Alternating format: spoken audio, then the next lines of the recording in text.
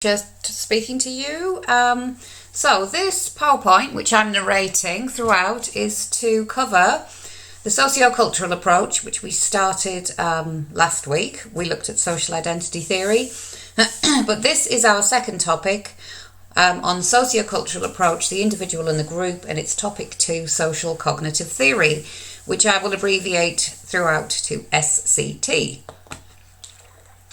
What you need to do is watch this video, which is on YouTube, as you know because you found it, you're watching it on YouTube, and use it in conjunction with the study guide, the booklet that I've given you, because this PowerPoint contains all of the instructions and the resources that you need to help you with this topic.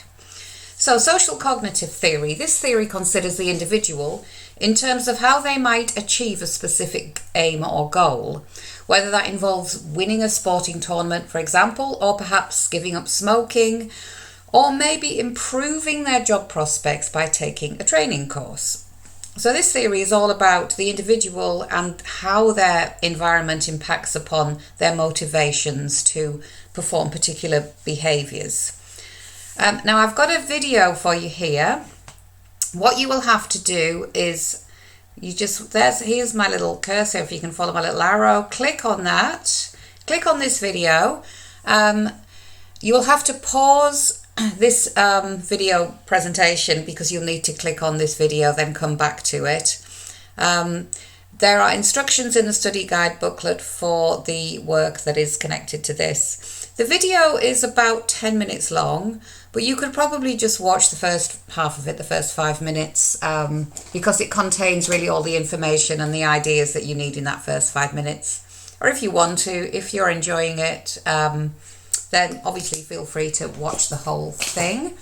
The video is about the mindset and behaviour of elite athletes. So these are people who are at the top of their game. So watch it, have a think about it, and then your first written task, as you will see in the booklet, please don't try and handwrite anything on the booklet. Obviously it's electronic, so you can add to the booklet, then you can post it as an assignment to Teams, or you could do it as a separate assignment. It may be better to do it as a separate assignment. So 3 ideas as to what are the main messages that these elite athletes are communicating about what it takes to become top of their game. For example, a gold medal winner in sport. So watch that video and then add your ideas. Right. Okay. Oh dear, hang on, sorry, it's jumped. It keeps doing this, it's very annoying. Right, yeah, for some reason my PowerPoint jumped forward. Right, just ignore that. Let's go on to the next slide. So social cognitive theory was developed by a researcher called Bandura in 1986. It is a broader explanation of something called social learning theory. Social learning theory is simply the idea that people learn in social contexts, that learning does not happen in a vacuum, that we have to learn from other people. Social cognitive theory takes this idea of watching other people and learning from people, and it builds in kind of more dimensions to it. So it includes things like interactions between the individual, the social environment in which they are operating, in which they exist, and the actual behaviour itself. So it's the idea that behaviour doesn't just develop on its own. Behaviour is a result of the individual in response to whatever is going on in their environment. So, example, if your parents are both very, very musical and they play a lot of musical instruments, it's highly likely that your parents will have taught you music, will have enrolled you for music lessons at school, will take you to concerts, and that you will probably, whether you want to or not, be immersed in music. So it's this idea that if you have a particular interest or skill or talent, it may not simply be that it's a result of your genetics. It may be that environmental influences contribute quite a lot to that. Let's hope my PowerPoint doesn't jump forward again. Oh, it hasn't. That's good. Right, so social cognitive theory, as we've just heard, is based on this idea of social learning, One of the key elements of social cognitive theory is self-efficacy. That's this word here in pink. Now, self-efficacy is going to be the focus of the key study that we look at connected to this topic. So self-efficacy is, this idea that you are in charge of the outcomes in your life. So if you are high in self-efficacy, you don't have an overinflated idea of yourself. You don't think, I'm amazing, I'm awesome, I can do anything. But you do have a realistic expectation of what you can achieve based on your experience in the past, based on your abilities, based on what you have access to help you achieve whatever that task or that aim is. So here it says it's the expectation of personal success in a task based on the view that one is in control of one's actions and abilities. Now that's a really important aspect of self-efficacy, the idea that you are in control.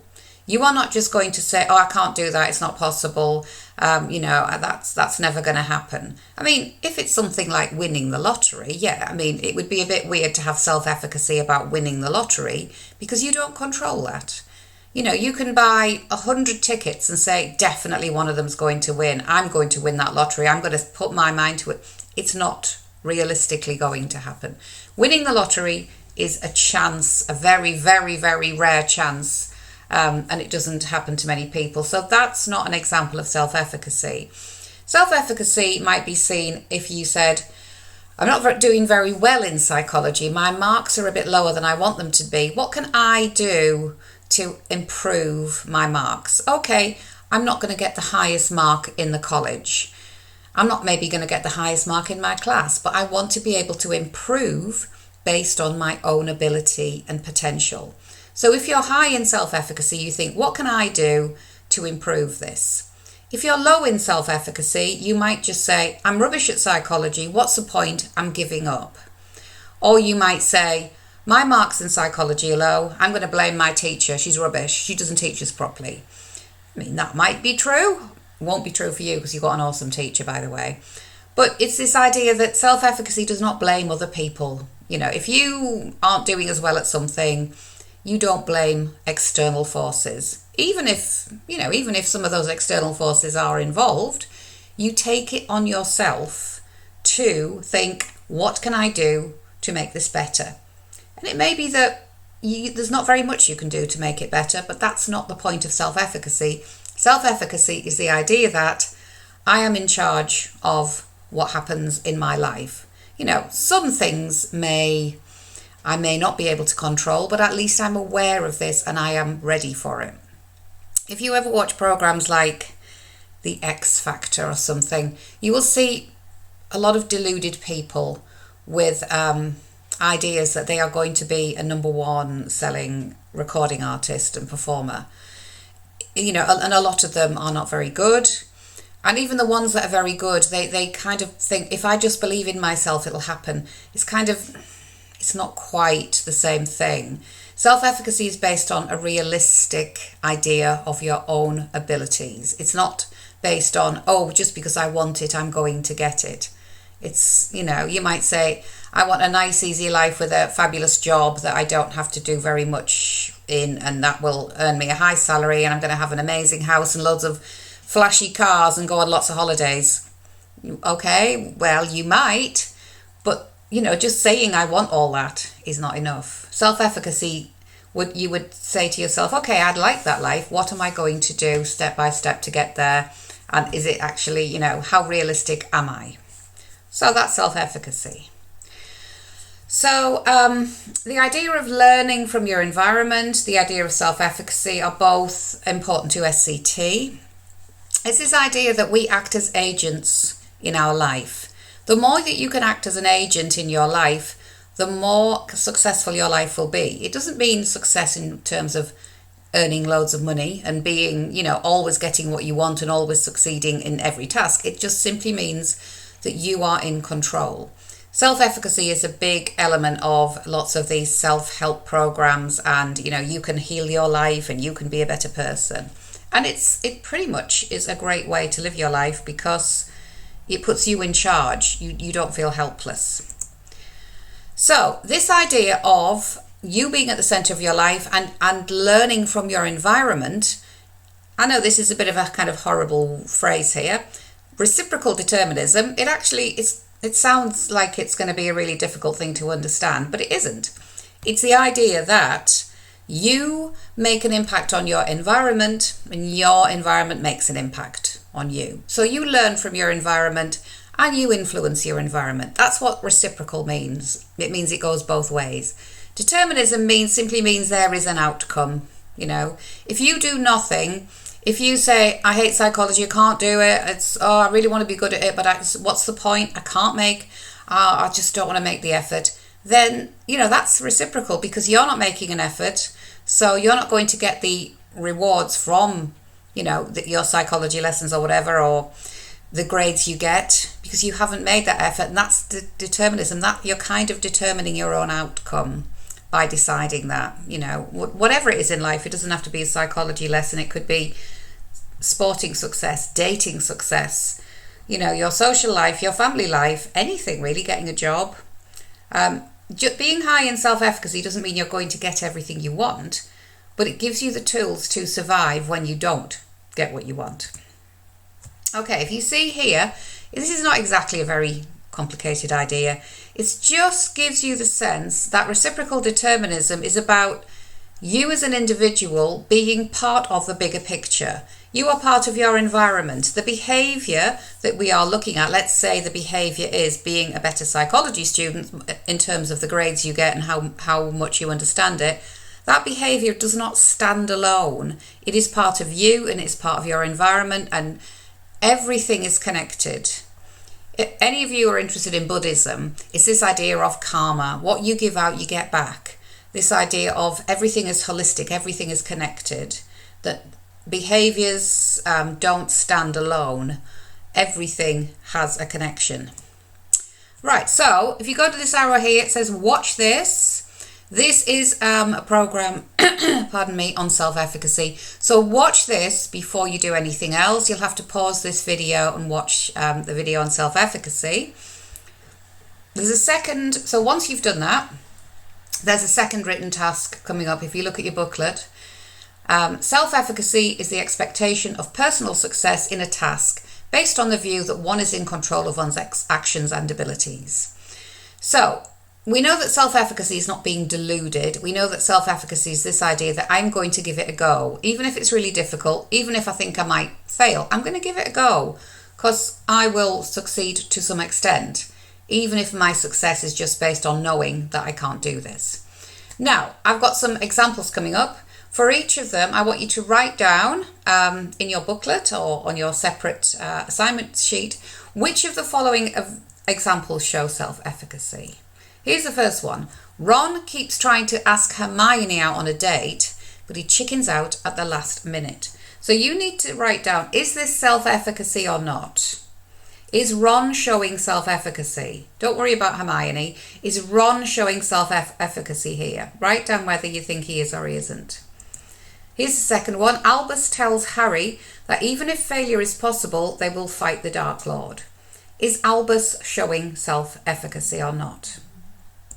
Third one. Neville feels that he will never live up to his granny's expectations. Is Neville showing self-efficacy or not? Ginny is told by Severus that her spells are rubbish, so she is determined to prove him wrong. Is that self-efficacy or not?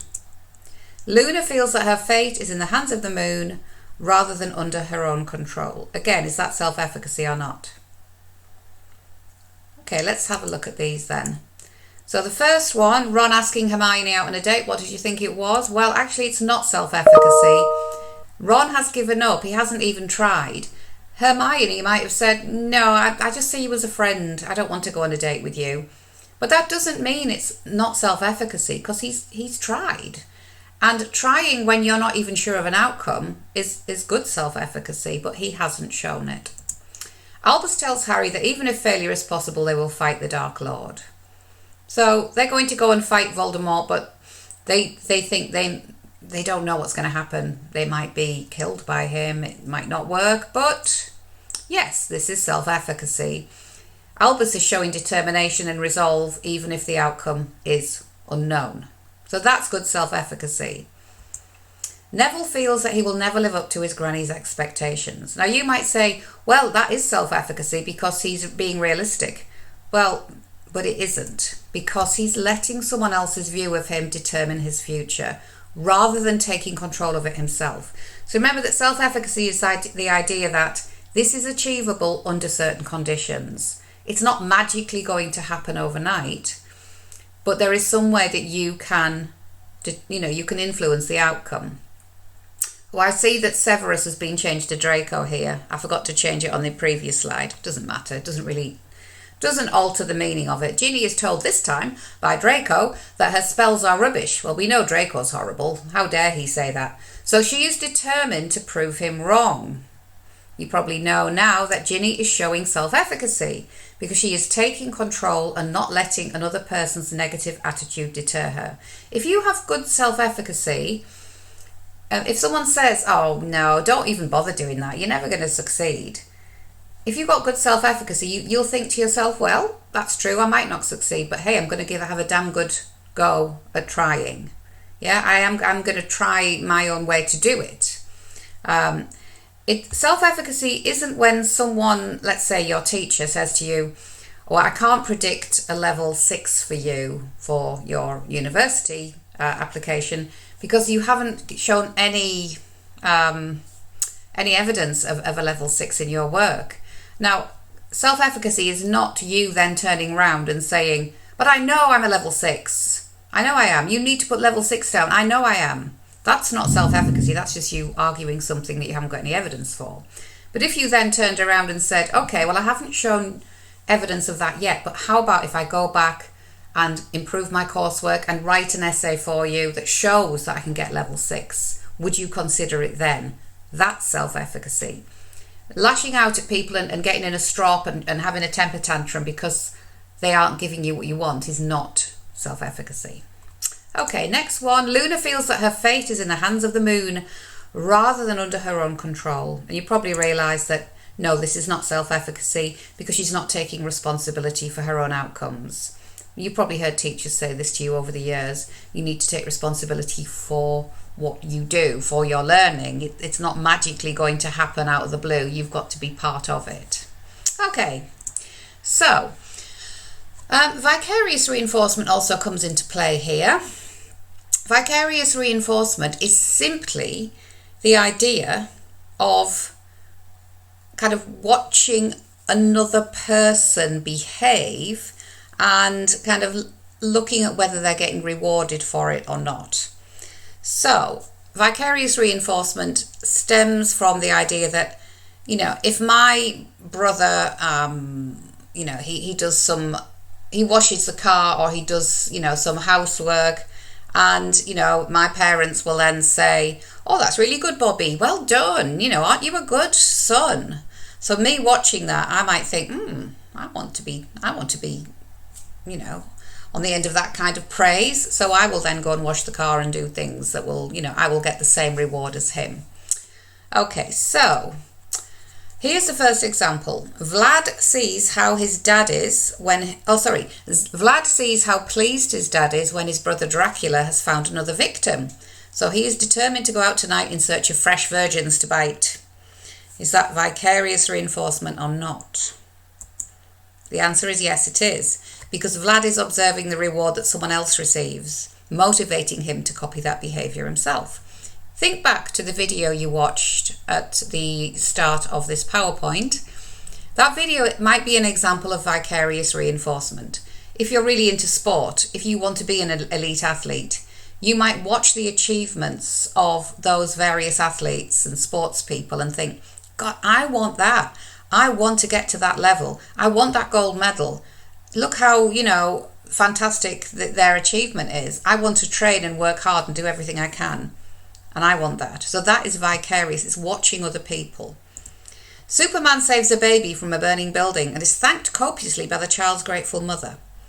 So this is not vicarious reinforcement, as Superman is rewarded directly in person. So vicarious means somebody else's experience. You look at somebody else's behavior, you watch what happens to them, and you think, oh, do I want that or not? And if you do want it, you will be motivated to repeat the behavior that they have shown you. What about reciprocal determinism? I know with this topic there are lots of kind of horrible words like vicarious and reciprocal. Don't worry about that. By the time you're coming to write an exam on this, you'll know it inside out. Yeah. And it really, again, it simply means that it's an interaction. We are influenced by our environment. We act on our environment. We influence our environment. So, for example, our preferences for doing certain sports or activities, that's the behaviour, are based on our thoughts and feelings about how we will perform. That's our internal cognition, how we're thinking about our own ability to achieve that behaviour. What are we good at? You know, there's no way that I would suddenly think I want to be, you know, a Wimbledon tennis star. I want to win the Wimbledon tournament. A, I'm far too old. B, I don't really like tennis. And C, I'm not very good at tennis. And D, it takes a lot of money as well. And I'm not prepared to, you know, sell my house and everything just to become a Wimbledon champion. So it's got to be based on what you think you can achieve given what you've got. Yeah. So it can be based on your biological suitability for one sport or for another. If you've got great hand-eye coordination, you're going to be a good tennis player. If you're really tall and athletic and can, you know, got good aim, you can be a basketball player. If you're really fast, you know, you might be a 100 meters runner, you might be a footballer, so etc. Now, the environment is also important. You might have the best hand-eye coordination in the world, but if you never see a tennis racket, you're not going to become a Wimbledon champion. You know, you've got to have access to a racket, a ball, a court, someone who will coach you and hone your ability. There must be a lot of people in the world who could have been Olympic champions, but they were never discovered because maybe they didn't have the money, they didn't live near the venue. You know, there might be lots of people who could have been fantastic downhill skiers, but they never saw a snowy mountain in their life. So this is all about not just having the ability and the motivation, it's actually being able to practice and to have access to the environments that are going to help you achieve that. So here is an example. So this is an example of the behavior of being a competitive swimmer according to social cognitive theory. So if you look at the box here, so this is how it operates. The pool, it's an Olympic sized pool, it's convenient. Let's say we live next door to it or half a mile away or something. So we seek it out, right? We experience some success initially in minor competitions. So our behavior is becoming, you know, more ingrained, more important to us. Now, with success comes increased self-efficacy. Some people are just born with a kind of a natural propensity to have a high self-efficacy, whereas others, it builds the more that they feel that they are achieving what they want to achieve. So you've got good self-efficacy, so that motivates you to keep practicing, to keep competing. So we practice more and more. Now the practice builds up the muscles. You cannot be a competitive swimmer and not have good muscles. In fact, you probably need to be quite tall to be a competitive swimmer. It's not the end of the world if you're not, but if you look at Olympic gold medalists who are swimmers, they're pretty tall and they've got the kind of body shape that suits it. If you want to be a sumo wrestler, you are not going to go, you know, you're not going to end up being a competitive swimmer because the two are different. You know, sumo wrestling body is very different to a swimmer's body. So there are things like that that will also determine how successful you are. You may be a really good swimmer, but you may only get to a certain point of success because your body doesn't grow or your muscles don't respond as much as other people's, etc.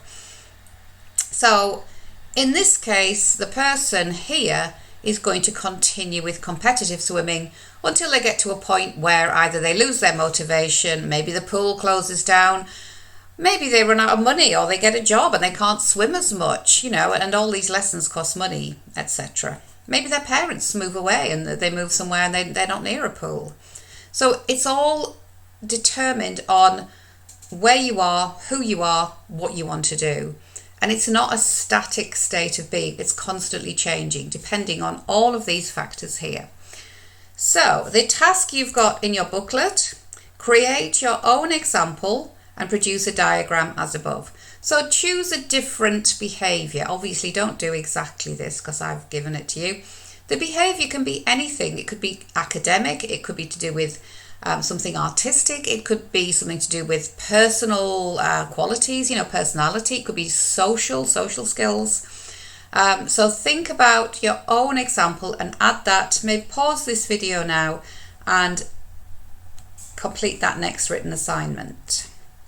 Okay, so we're going to start looking at the key study linked to social cognitive theory. And there's something for you to think of here. What are you addicted to? I mean, addiction is quite a strong word. Or what would you find it hard to give up? I mean, most of us have things in our lives that we really like doing, and we would much rather be doing than studying or, doing the dishes or boring, tedious things. There are certain things in our life that if somebody said, you can never do that again, you would probably think, oh no, that's awful. I can't live without this, or maybe less dramatically, I'm going to find it very difficult to get used to not having this in my life. So for me, here are mine. Bit of an insight into my life for you. I would find it hard to give up watching Coronation Street. For those of you who don't know it, it's a TV soap. It's been running for, 60 years? 60 years, maybe 50 odd, maybe I think it's 60 years now. Anyway, I love it. Cups of tea. Oh my goodness. I once tried to give up caffeine just for a week for something I can't remember. And honestly, the headaches I got and the craving I had for tea, not coffee, tea. No, I couldn't do it. I love tea. Oh, having a good old gossip, good chat with my friends, or, I love it. Just love it. I love a good banter, good chat. Yes, I have to confess, I am very keen on a gin and tonic. Not every day of the week. I'm not alcoholic or anything, but bit of gin and tonic on a Friday night after work. Oh yes, definitely. And yes, that is not actually me. I'm not actually in my 80s yet, but this woman is awesome. Look at her. I also am very fond of figure skating. So these are the things I really don't want to give up. I suppose I should have said spending time with my children, but let's be realistic here. I'm kidding, by the way. So who here is a smoker? So if you're watching this from home, are you a smoker? It's okay, I'm not judging you, I'm just interested. Do you want to give up? If you're a smoker, how many times a day or a week or a month do you think, I really should give up? Is it a real desire? Do you really want to give up? Are you a happy smoker who thinks, nah, I like smoking, I know the health risk, but I don't care. I want to, I don't smoke that much. Or maybe you smoke 40 a day, but you still don't care. So if you want, let's imagine that you are a smoker, if you aren't. What one factor might make you give up more than any other? So what would motivate you to stop? Let's just think about that for a minute. Do you think you can give up anytime you want to? I used to smoke, and initially, foolishly, I just thought, oh yeah, smoking, I can stop when I want to. It's really, really hard. I think I started smoking when I went to university. I was about 19. And I'd smoked on and off, and I would have maybe 1 year, 2 years where I just didn't smoke anything at all, and I thought I'd given up. And then I'd be out in the time years ago when you could smoke in bars and clubs, and someone would say, oh, do you fancy a ciggy? And I would stupidly say, oh, I'll just have one and then I can give up. Didn't work. The only thing that really stopped me is when I found out I was pregnant with my first child in 1997. So there you go. That was a good motivator. So bearing this in mind, there are lots and lots of anti-smoking campaigns, give up smoking. So I've put some on the following slides. If you're a smoker, ask yourself, would any of these images or messages make you give up or make you really want to give up? If you're not a smoker, think about the images, the messages that would most persuade someone to give up. So here's the first one. Okay, here's the second. If you notice, the tagline is very, very small down there, just in case you hadn't seen it. Okay, here's the next one.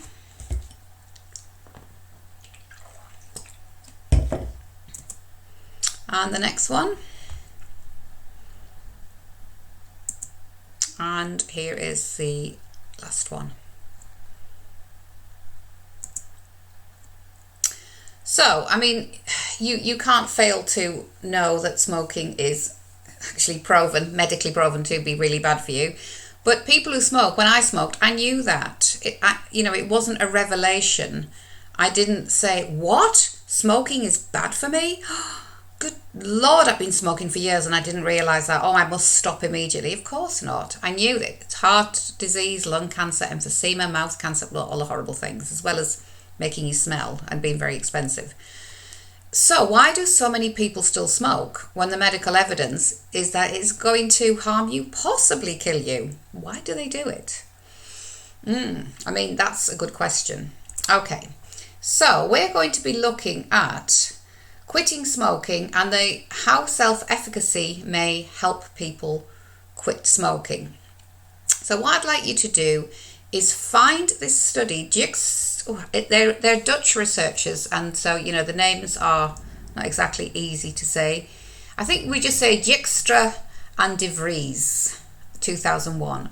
So if you go to Teams, actually it's not under Social Cognitive Theory. You'll see it in your booklet. It's under Sociocultural Approach, Individual and the Group.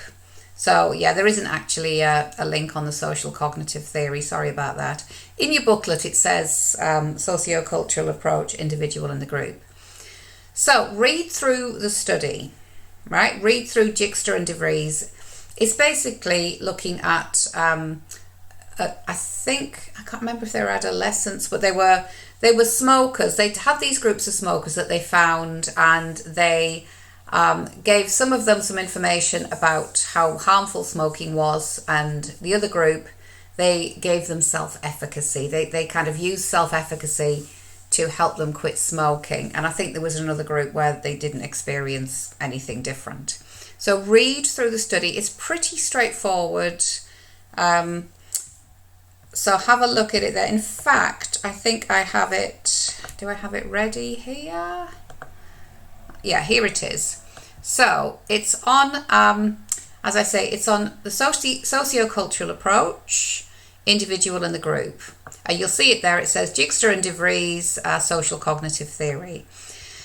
So read through it. I mean, you can read through all of this yourself. You don't need me to read all this bit. Now, the sample, it's a large sample. We've got 1,546 smokers from the Netherlands. So I don't have information about their age groups, actually. But it's a large sample. That's a good sample. So they went to people who were already smokers and who wanted to quit smoking. They didn't, make people start smoking and then try to get them to give up. That would be completely unethical. So they went to the smokers who were trying to quit. And then they randomly assigned them to one of these conditions. Now, what does random simply means that there was no choice that they exercised themselves. It was simply names in a hat. And you pull names out at random, and some people end up in condition 1, some in condition 2, some in condition 3, and some in condition 4. So one of the conditions here we can see is outcome information. Now, outcome information is a posh way of simply being told smoking's really bad for you, it's going to kill you, you're going to get ill, you're going to smell. Yeah? So that's all they were given as their kind of intervention. Now, the second group were given self-efficacy information. So they were given information that would help them to feel in control of their behaviour, to feel that they could be successful in giving up smoking. Group 3 had both the smoking's going to kill you, but it's horrible information, and the self-efficacy, come on, you can do it, you've got this information. And group 4, they didn't have any information at all. So they were just kind of trying to quit on their own. Now, this is what happened 12 weeks, they had 12 weeks of this, of either 1, 2, 3 or 4. And then they were asked, so they were given a questionnaire, or they were asked personally if they had smoked during the past 7 days, and the number of days clean within the, so clean means in the last 7 days, how many days clean have you had? Which means, you know, have you had 1 day without cigarettes, 2 days, 3 days, whatever. And the number of people who had attempted to quit during the previous 12 weeks.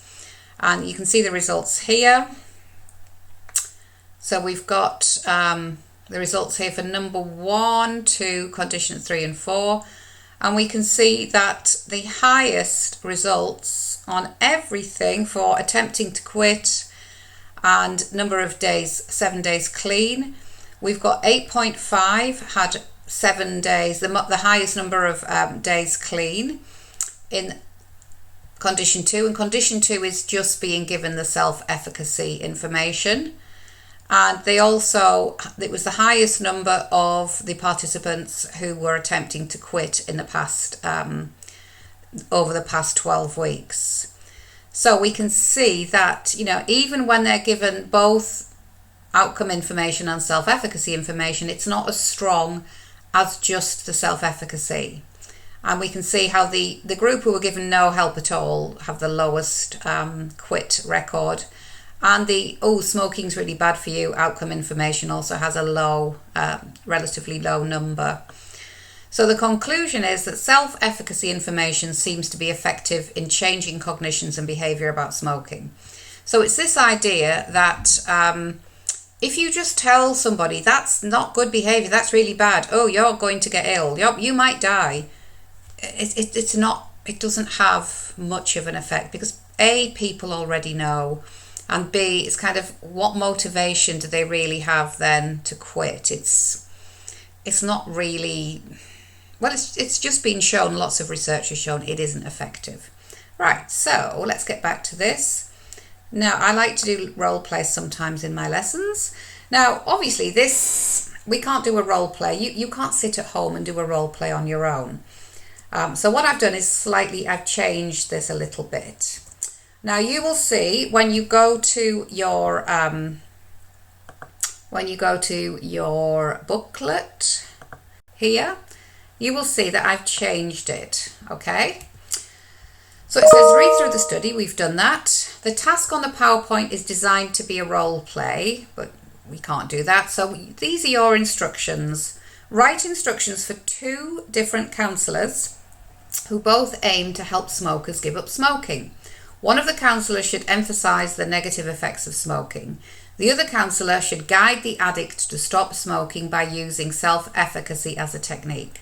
Write a paragraph or 2 of the sort of things that each counsellor would include in a session with a smoker to try to help them quit smoking. So you could use the results of the study to help you if you are, in your self-efficacy paragraph. So, your negative effects of smoking paragraph might say something like, oh, you know what, you really should give up smoking because it's not good for you. Have you heard of lung cancer, etc.? And your self-efficacy paragraph should focus on how to harness that person's sense of themselves being in control. All of the self-efficacy ideas linked to giving up smoking.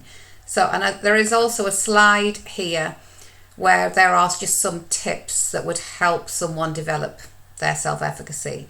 So, believe in your ability to do this. You've made a decision to start smoking. You also can make that decision to stop smoking. So make sure that everything that you write is linked to this idea of giving up smoking.